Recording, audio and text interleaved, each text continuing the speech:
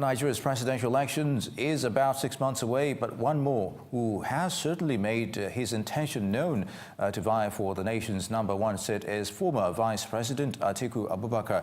Let's cross live now to Arise studio in Abuja, where the spokesman for the Atiku presidential campaign organization, Segun Sowunmi, joins me. It's good to have you with us, Segun. There's talk about fielding a consensus presidential candidate by PDP and its coalition. How does your principle, Mr. Atiku, fit into this arrangement?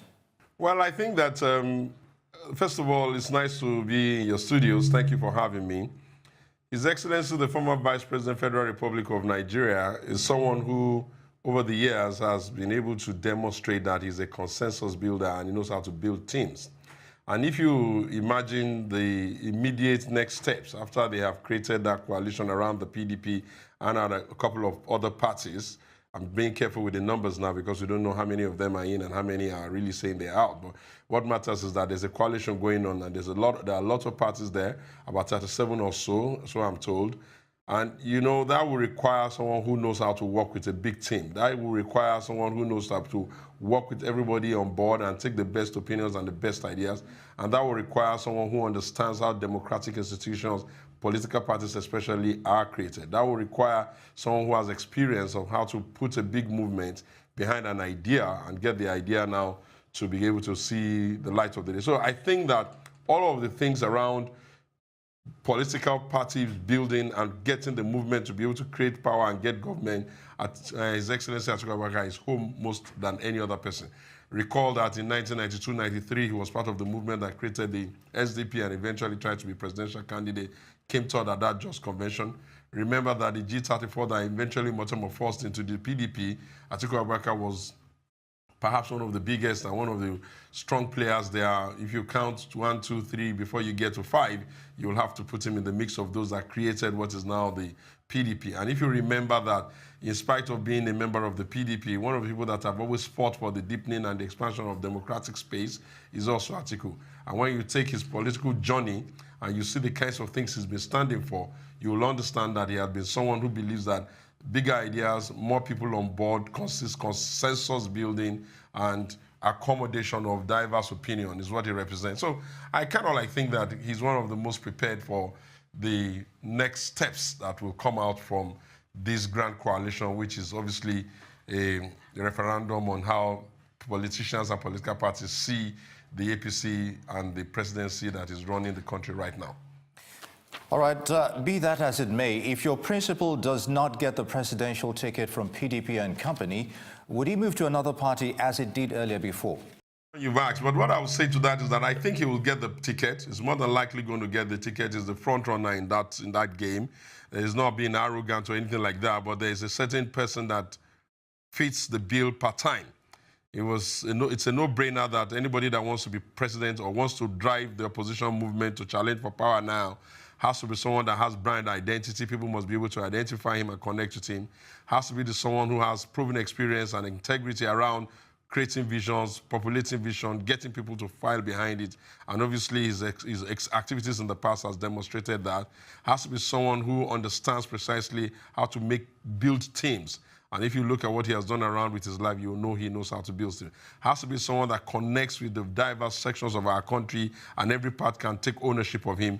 When you look at the country today, there's probably no other politician in Nigeria that can be at home in the Southwest, at home in the Southeast, at home in the South-South, and obviously at home in the North. So we just say that what's in front of us right now is to, first of all, try and get the ticket and get over the hurdles of the primary. And we will cross the hurdle of the primary safely and significantly in such a way that we can fly the ticket. But I must also say very, very quickly that we have taken the position that Nigeria needs an Atiku now. And we will ensure that whatever happens, Atiku Abubakar puts in all of his cards, lays it on the table, reaches out to everybody, and get the ticket. And once we get the ticket, we'll go and challenge for power. And by the grace of God, and I think with what we're getting on the field, it's looking like nobody should worry about ticket. Atiku will be on the ballot, and he will be on the ballot for PDP, and more than likely, he will be the one to win the election, or at least marshal the activities towards the election for the PDP. Oh, yeah, very good. You sound very optimistic there, and I don't blame you. But then again, this consensus proposal, if adopted, do you think it will be fair to other high-profile contestants? And will it create problems later for the coalition, as it were? The reason why the coalition in the first instance is gravitating towards the PDP is because they have seen that of the two political parties that are big and maybe having structures all over, one is a bit more inclusive, one is a bit more democratic. The processes that get people to play in the political party, one is more transparent. People can majorly predict that one is owned by all Nigerians and there's space for everybody to try to play their politics, whereas the other one is just a fiefdom of a few friends of the people that are the leaders of that party. Therefore, Democrats are beginning to feel that they're better off in a democratic space and a party that has democratic credential. All that is required for us to be able to have this kind of consensus candidate that all of them can back together is for the processes by which the candidate will emerge to be clear, to be transparent, to be fair, to be all-inclusive. If we're able to figure out a way to get everybody to see that the most transparent primaries have taken place that allows them to be able to come up with that consensus, or the most transparent decision-taking process has been put in place to allow the person that is going to emerge honestly and transparently and fairly, then I think the chances are fairer that others will stay in there. In any case, what politicians and political players look for in political arrangement more than anything else is the ability to have inclusion and to be carried along. And if there's anyone who has demonstrated over the years that he has the ability to carry people along, to make people comfortable, to give people the opportunity to have their opinions met and to also have their views, taken into consideration when decision making is taken, and to also ensure that the space is big enough for everybody to feel a part of a big movement. Atiku is a sure bet, and obviously everybody will be counting on him. I even suspect that one of the reasons why there's a new fillip and a new gusto and a new energy around the PDP and around people who are now gravitating towards the PDP, it couldn't have been unconnected with the fact that Atiku Abubakar was able to come in there and begin to show leadership with the way he's going. And if you look at him, he's been crisscrossing all the groups. He's been speaking to all the stakeholders. He's been visiting the states. He's been visiting governors. He's been visiting the women groups. He's been visiting the generality of Nigerians. He's been speaking on the issues. He's been making himself available. He's been presenting himself anew. He's been crafting good ideas. He's been bringing an agenda that everybody can connect with. The agenda is simple and it resonates with all Nigerians. I think we believe that with our population, we need to be creating jobs in a more significant manner by creating the enabling environment for private sector to create jobs. And the person that can do that is someone who has created jobs before or who creates jobs all the time. As at the last count, he's got about 50 to 60,000 people on his payroll working in companies that he has interest in, and about 260, 270 million people from indirect work. Therefore, he knows how to do that. We know that right now in Nigeria, we need to figure out another way around our security issues. And if anybody had been very heavy on restructuring, on the need for us to come together as a people and review how we govern ourselves and our structures of government, Atiku has been on this agenda for close to 12 years. So you know that this is someone who is able to put in the long-term work for a long-term vision.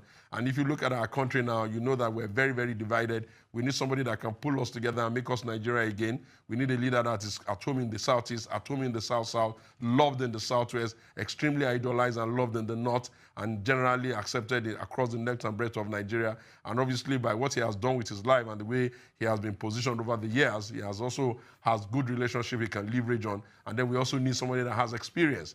This is not the time when Nigerians can begin to, test new ideas that are not working. The fourth industrial revolution is a very, very fast revolution. It's a very unforgiving revolution. The country needs to leapfrog and begin to match up other nations in the world. And you need a man of vision. You need a man that is very heavy on intellectual appreciation and consumption of new ideas. Somebody who listens, who is a good listener. Somebody who is a Democrat and doesn't want to be a bully in the room. That's the kind of person you need now. And obviously, that's the kind of person that Atiku Abubakar is. So I think that everything is beginning to signpost that 2019 is going to be a straight referendum between the tendencies that President Buhari represents and the tendencies that the Democrat futuristic vision of Atiku Abubakar represents. And by the grace of God, I think Nigerians are beginning to catch up to it. No nation can tolerate the level of things that's going on in the country now. You can't wake up every day to obituaries, not because people died in their sleep, no, not because they died of health issues, not because the country is at war, but just because the whole totality and the grand norm of the rules and regulations and the responsibility of government has broken down. They cannot provide security of lives and property. People are dying everywhere. We can't have that. You can't have a nation where people are more miserable than they've always been. The last benchmark from the international organization says that Nigeria now is miserably poorer than India, and that's something for us to worry about. And also, we also know for ourselves that Transparency International, who's supposed to be doing the benchmarking for countries, says that this country is now more corrupt. Just a couple of days ago, we saw something from the United Nations indicating that we're not getting it right, and therefore we need a new vision, and we need a man that can drive vision that is inclusive, a vision that allows all Nigerians to find themselves within the vision, and somebody that can mentor and plan succession for the younger generation so that the nation can be handed over to young men that can take the nation to the next level. Segun, if you can hear me, you've said a lot, but let's be realistic about this. PDP's coalition, is it just about removing President Buhari from power? Do you actually have any agenda at all for the electorate, whom you will be seeking their mandate? Listen, it's an unfortunate pigeonholing of how coalitions come about by people thinking that maybe the coalition is to get Buhari, just to get Buhari out of power. Of course, you have to get Buhari out of power to get somebody else to be in charge so that you can drive the country forward. But that's not the only thing. Why do they want to get Buhari out of power is the issue that needs to be examined. Everybody in the country knows that we've never had it this bad. The economy is obviously not working. Businesses are closing down. We've known that we've never had security situation at this level. We could understand when we were dealing with terrorism. That's something that nations in the world also sometimes go through. England went through it, other countries go. But when you're dealing with clashes within headsmen and farmers, when you're dealing with issues where you can't even tell when the next orgy of violence is going to take place, when we have become a nation that is brutish, life is short, and people don't even know whether they can make it from the next day to the next day, when Nigerians are no longer able to sleep well, when they are now more miserable, when by all indicators they are now poorer than the other nations of the world, obviously you need to, in a democracy, you need to figure out how to get sure that a party is ready to be able to challenge for power.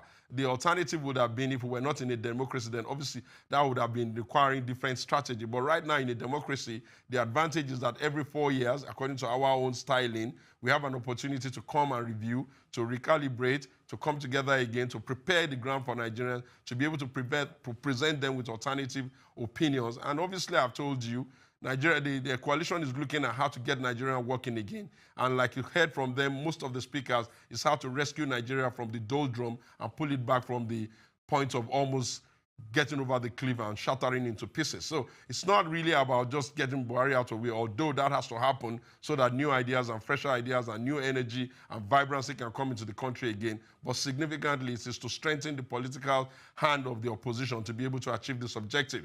Rather than have them all go into the place as a splintered group, everybody's scampering and looking for what is not there. It's better that they then come together, do an internal introspection among themselves, evaluate the candidates jointly, settle on one that is able to get Very the good. job done, Segun Sowunmi, Mr. Atiku Spokesman, would like to thank you for your time and your perspective on the political situations in the country.